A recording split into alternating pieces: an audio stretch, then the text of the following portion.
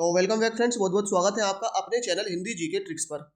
इस वीडियो में हम डिस्कस करने वाले हैं प्रकाश का अपवर्तन और अपवर्तन के नियमों के बारे में। दो नियम होते हैं। ये हमारा फिजिक्स का वीडियो नंबर 38 होने वाला है, यानी पहले के 37 वीडियो ऑलरेडी हम अपलोड कर चुके हैं। आई होप आपने देख लिए होंगे। नहीं देखा है, डिस्क्रिप्शन में आपको लिंक मिलेगा, क्लिक करके देख सकते हैं, जहां पर आपको केमिस्ट्री का कंप्लीट सिलेबस देखने के लिए मिल जाएगा। तो चलिए करते हैं आज का वीडियो शुरू। प्रकाश का अपवर्तन यानी कि रिफ्रैक्शन ऑफ लाइट। जब प्रकाश किरण एक माध्यम से दूसरे माध्यम में प्रवेश करती है तो वह अपने मार्ग से विचलित हो जाती है, यानी कि अपने मार्ग से हट जाती है। यही घटना प्रकाश का अपवर्तन कहलाती है। यानी जब भी कोई प्रकाश की किरण एक माध्यम से दूसरे माध्यम में जाती है तो अपने मार्ग से विचलित हो जाती है, और यही घटना प्रकाश का अपवर्तन कहलाती है। जब प्रकाश किरण विरल माध्यम से सघन माध्यम में प्रवेश करती है तो वह अभिलंब की ओर झुक जाती है। जैसे पहली कंडीशन है, यहाँ पर विरल माध्यम दे रखा है वायु। ये प्रकाश की जो आपतित किरण है, ये देखना आपतित किरण है, ये आ रही है इधर को, ठीक है। और ये आपतित किरण, मैं इसको जूम आउट कर लेता हूँ, है ना, ये तो यह है हमारी आपतित किरण। और यह है यहाँ से टकराने के बाद दूसरा माध्यम आ जा, क्योंकि जो ऊपर माध्यम है, ऊपर ये विरल माध्यम है वायु और नीचे सघन माध्यम है कांच। तो यहाँ पर क्या है, आपतित किरण और ये अपवर्तित किरण, ये अभिलंब होता है। तो ये क्या हुआ, जब विरल माध्यम से सघन माध्यम में एंटर किया तो ये अभिलंब की ओर को आप देखो झुक गई। सीधी आना था इसको यहाँ पर, लेकिन आई कहाँ पर, यहाँ पर। तो जब प्रकाश की किरण विरल माध्यम से सघन माध्यम में जाती है तो जो आई होता है, ये जो आपतित किरण और अभिलंब के बीच बना होता कौन सा, आपतन कोण, ये अभिलंब और अपवर्तित किरण के बीच बने अपवर्तन कोण से क्या होता है, बराबर यानी बड़ा होता है। देखो आई ग्रेटर देन आर, तो जो आपतन कोण है वो अपवर्तन कोण से बड़ा होता है। तो पहली कंडीशन इसमें यही होती है। बात करें दूसरी कंडीशन की, तो जब प्रकाश की किरण सघन माध्यम से विरल माध्यम में प्रवेश करती है तो वह अभिलंब से दूर हट जाती है। क्या होता है, जब सघन माध्यम से, तो देखो कांच यहाँ पर सघन माध्यम है और वायु ले रखा है यहाँ पर विरल माध्यम। तो ये आपतित किरण थी, इसने सघन माध्यम से, यानी जो घना माध्यम होता है उसका घनत्व ज़्यादा होता है, इससे विरल माध्यम में जब एंटर किया तो क्या हुआ, ये अभिलंब था, अभिलंब से क्या हो गया, ये दूर को हट गई। और इस केस में जो आई होता है वो लेस देन आर होता है, यानी जो आपतन कोण होता है वो अपवर्तन कोण से छोटा होता है।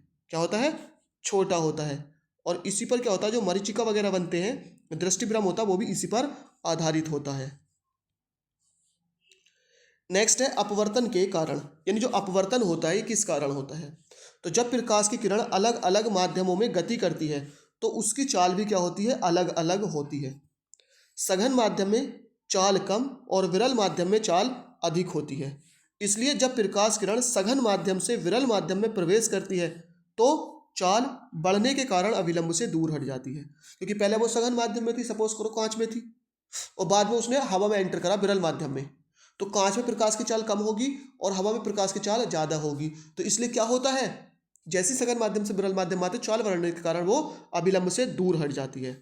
और जब विरल माध्यम से सघन माध्यम में जाती है तो चाल क्या होती है, उसकी घट जाती है। यानी अगर वायु से कांच में जाएगी तो प्रकाश की चाल क्या होगी, घट जाएगी। इसलिए अभिलंब की ओर क्या होती है, वो झुक जाती है। तो यही कारण होता है प्रकाश के अपवर्तन का, कि अपवर्तन किस कारण होता है। बात करते हैं अपवर्तन के नियमों की। आपने देखा होगा, देखिए अगर आप किसी कांच के गिलास में पानी भरकर साफ, उसमें एक पेन रख दें या पेंसिल रख दें, स्केल रख दें, वो आपको टेढ़ी दिखाई देती है। क्या दिखाई देती है, टेढ़ी। क्योंकि होता क्या है कि जो बाहर वाली पेंसिल का हिस्सा होता है वो क्या होता है, हवा में होता है, वो विरल माध्यम में होता है। और पानी क्या होता है, सघन माध्यम होता है। तो जब विरल से सघन में एंटर करती है तो अभिलंब की ओर को झुक जाती है, इसलिए झुकी हुई दिखाई देती है। तो इसके कितने नियम होते हैं, दो नियम होते हैं। आपतित किरण, आपतन बिंदु पर अभिलंब और अपवर्तित किरण तीनों एक ही तल में होते हैं। यानी आपतित किरण, अपवर्तित किरण और अभिलंब तीनों एक तल में। दूसरा नियम इंपॉर्टेंट है, ये ध्यान रखना है, आपतन कोण की ज्या यानी कि साइन आई और अपवर्तन कोण की ज्या यानी कि साइन आर, इन दोनों का जो अनुपात होता है वो नियतांक होता है। इसे पहले माध्यम के सापेक्ष दूसरे माध्यम का अपवर्तनांक कहते हैं और इसे ही स्नेल का नियम कहते हैं। यानी आपतन कोण की ज्या साइन आई और अपवर्तन कोण की ज्या साइन आर, इन दोनों का जो अनुपात होता है ये नियतांक होता है, कांस्टेंट होता है। और इसे ही क्या कहते हैं, माध्यम के सापेक्ष, यानी पहले माध्यम के सापेक्ष दूसरे माध्यम का अपवर्तनांक कहते हैं। और यही हमारा स्नेल का नियम होता है, यानी sine I upon sine R is equal to constant. तो फ्रेंड्स ये था हमारा आज का वीडियो, इसमें हमने जाना है प्रकाश का अपवर्तन और अपवर्तन के नियम। तो आई होप वीडियो पसंद आई हो, लाइक शेयर करना ना भूलें। थैंक यू फॉर वॉचिंग, मिलते हैं नेक्स्ट वीडियो में।